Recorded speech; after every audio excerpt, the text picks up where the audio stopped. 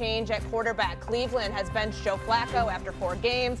Now turning to rookie Dillon Gabriel on the road in London against the Vikings. Flacco now becomes QB2. Shedeur Sanders will remain third on the depth chart. And when asked about the changes, Shedeur had a particular way of addressing the situation. Listen close.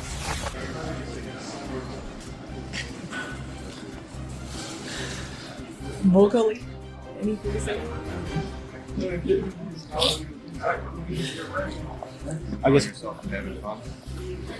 guess one more. I guess what do you think you have to show to the coaches just to have that belief in you that you can be ready?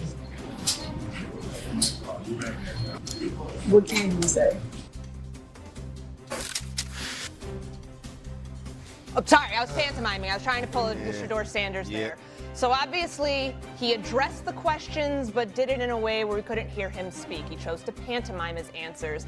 Stephen A., when you see that video, what's your reaction? I'm not going to overreact to it. I'm just going to say that he has to know that other people are going to look at him and consider that immature. I don't consider him immature. I think that he can play. I think that he's a leader.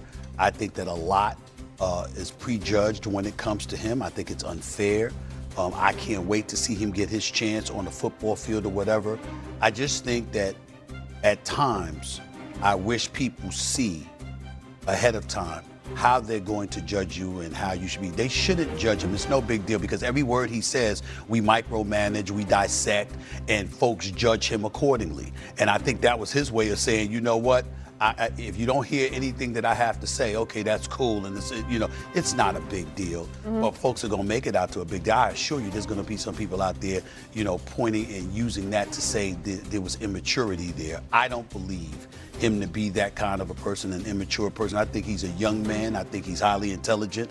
I think he's composed. I think he's been exposed to a lot more than a typical 5th-round pick would have been exposed to. Obviously, we know who his daddy is, arguably the greatest athlete who ever lived, and they get judged harshly. All I would say to both, I wouldn't need to say this to Prime Time, but I would still say it to him and his son, that attachment, the bottom line is people are going to be ultra critical. Just be mindful of it. Yeah, I would say this. Number one, everything, when you're at that position, no matter where you rank on any kind of depth chart as a quarterback, everything you do and say is a job interview. In the NFL, every moment. I think the second thing is this. That 30 or 40 seconds, Stephen A., while he may not be an immature person, that's an immature moment. It is. Because does that 30 or 40 seconds help you in your own building? Like, is there anybody in the Cleveland Browns that in that building that sit there and go, yep, that's a good moment for Shedeur. He shows growth or maturity, or he handled that well or whatnot. He handled the disappointment. Because in my opinion, I would have had Dillon Gabriel the 1 and Shedeur the 2 this week. So my question is, why is Shedeur not the backup? We're moving on from Joe Flacco. We're trying to figure out who's the starting quarterback or if Gabriel can be a starter in this league. I want to also know that about Shedeur. So why is Shedeur not the backup? That would be a starting point for me. Is that helping you in your own building? And then is that helping you in your outside of your own building? Is there another team, a general manager, a president, a decision maker that's going, I liked that. I think that person's going to help us. I think that person's a good enough player that could help us. I think he can help our building, our organization, our locker room, make us better. And so while he may not be an immature person, and I agree with a lot of things that Stephen A. said, that's an immature moment. And I hope that there's somebody that in Shedeur's circle that says, hey, be yourself. I just don't think that that's helping you when it comes to you solidifying a role in a job at that spot in the NFL. The conversation with Shedeur Sanders has to be that you can't be yourself. The conversation with Shedeur Sanders has to be that you can't have fun. In his circle and around his people, they think that is part of his charismatic personality. That is part of him understanding how to engage, how to enjoy, how to take something that could be seen as a negative, because as Adam Schefter posted, he believes it was in response to what Rex Ryan had to say about the confident answer he had, saying that I believe I can play in this league. Have you seen other quarterbacks in this league? That was his answer to it. That was his response to it. That if I don't say anything, then you can't then criticize me.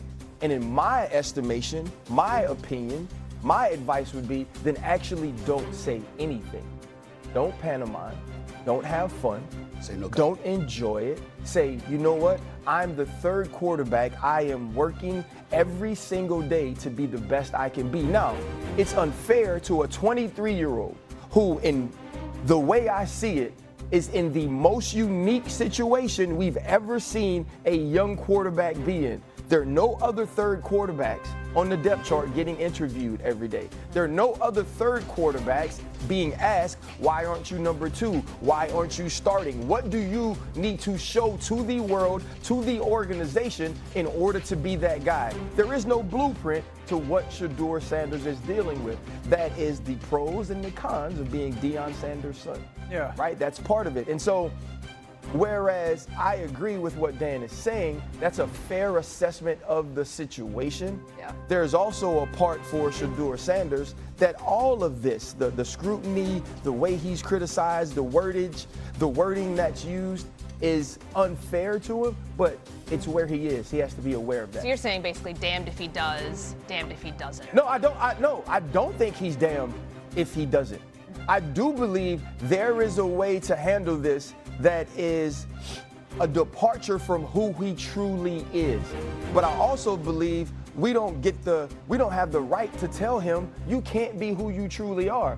But in being that, he has to understand how he will be ridiculed and criticized. Okay. So I think there's, to RC's point, there's plenty of opportunities to say nothing while still saying something. You can answer the question. I don't know. I got to continue to work better. I'm just working to try to get my opportunity. Like, you can say nothing without not literally saying anything. No, right? he needs to be a company man. I feel like we're not, let's just be real. You got to go be a company man. Like, Totally. Shedeur Sanders doesn't get to be Shedeur Say Sanders. the corny answer. You got to say the corny Right. answer. You got to stick to the company line. Because my thing is this, there's 64 jobs like this in the world, okay? Quarterback or backup. How many starting quarterbacks do we think would say or act like this or handle it this way? I know that you hate Dak Prescott press conference-wise, but if I were people in Shedeur's circle, and I honestly, if I were someone who had a young player at that position, I'd be like, watch how he handles press conferences, because this is the way to do it. The same with Jalen Hurts. Jalen Hurts has been dragged in the media for 3 years now. Never fights back. And that's one of Bill Parcells' commandments, quarterback-wise. The first thing, never respond to the critic. Ever, ever, ever, never. And I'll go back to Baker Mayfield being a young player. Baker Mayfield had some moments in press conference. You're like, Baker, what the heck, dude? But it was more like a fiery fight back, childish in a way response. No, but see though, like that's what I don't like that, right? I don't like where we separate immaturities and try to give them different adjectives to what they are. Baker was immature, and Yes. sometimes not only was Baker